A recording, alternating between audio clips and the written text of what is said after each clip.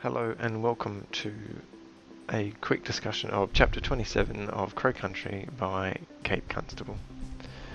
This is an important chapter in terms of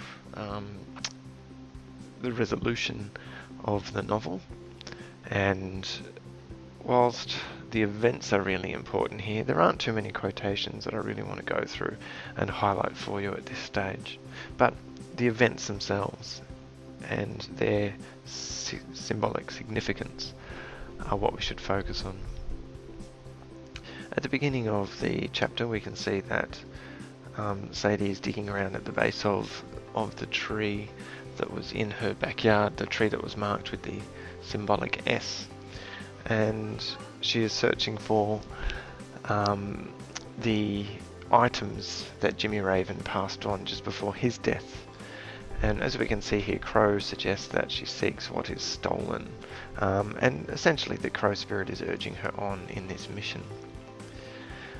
But even Sadie is aware of the significance of what's happening here, where she says everything that was stolen can't be given back. She said, the land, the stories, the lives that were ended.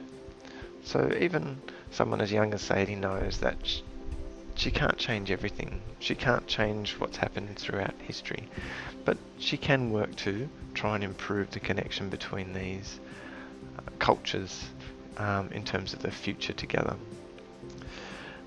And I like this reference here to the elders, to the guardians, because what we're doing is we're referring to the different subcategories, if you like, the hierarchy within the Aboriginal culture.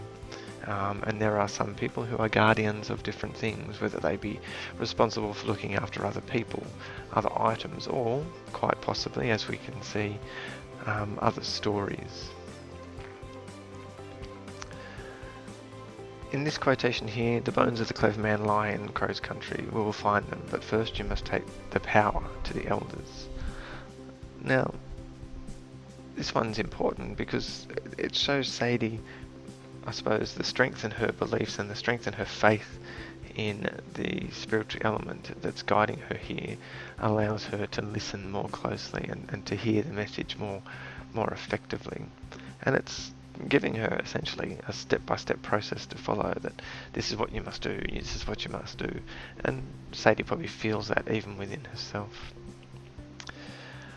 And again we get that repeated here where the spirit says, I will show you.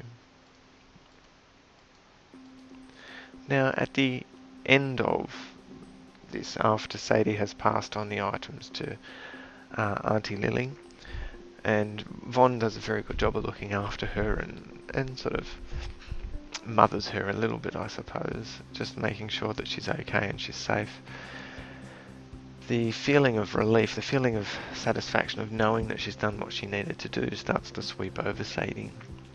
And I think that's captured nicely in this quote here. She was dreaming of a flight beneath the stars. She dreamed it all the way home. And this is a great metaphor for the freedom that Sadie is now feeling, because she's achieved this really important step in her quest.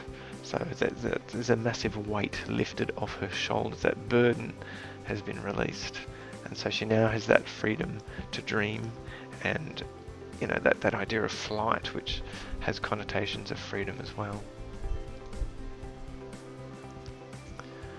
And the last thing in this chapter here is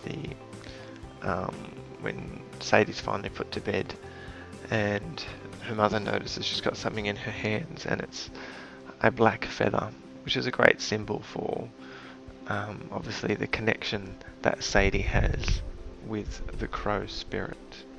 So a simple chapter, but an important one nonetheless. This has been an ETV production brought to you by Printable Catholic College.